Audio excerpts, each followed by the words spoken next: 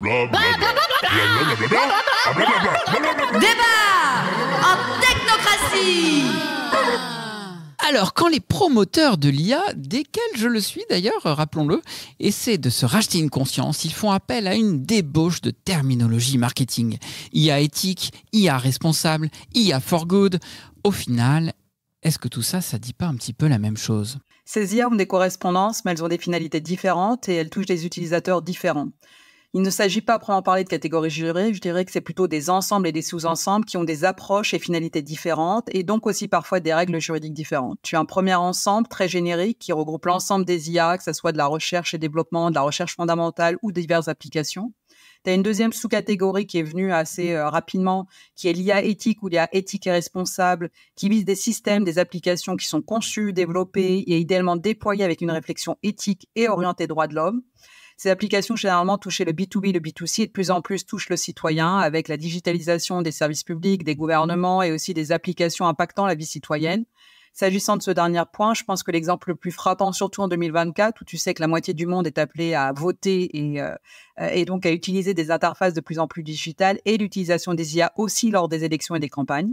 Donc, tu as des campagnes d'influence avec le micro-targeting de citoyens en fonction de leurs croyances et de leurs idées politiques, soit pour les renforcer, soit pour les amplifier.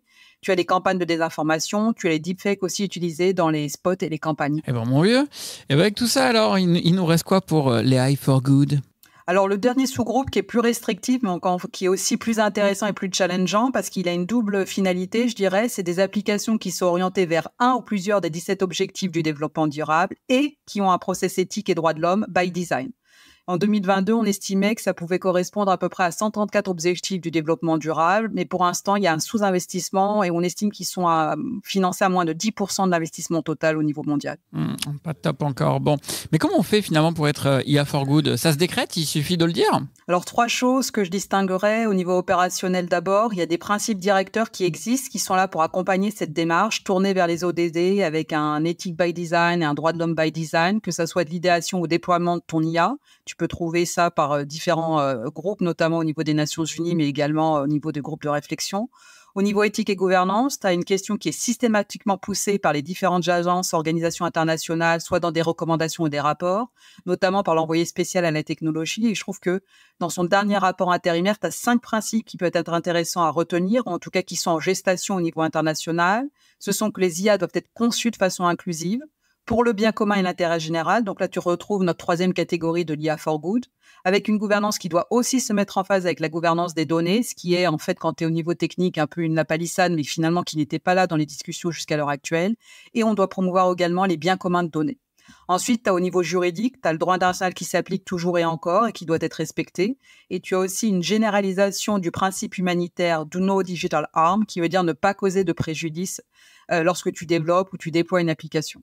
Les discussions du moment sont également désormais sur le cadre d'analyse des risques. Je dirais que la question qu'on se pose à l'heure actuelle au niveau international et au niveau réglementaire, c'est comment inciter les investissements et comment faire que l'IA et l'innovation soient orientées vers des besoins, notamment les objectifs du développement durable.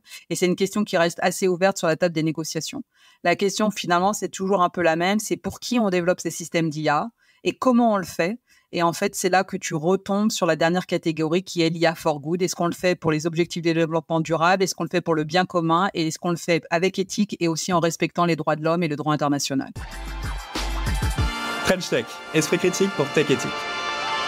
Eh bien, merci.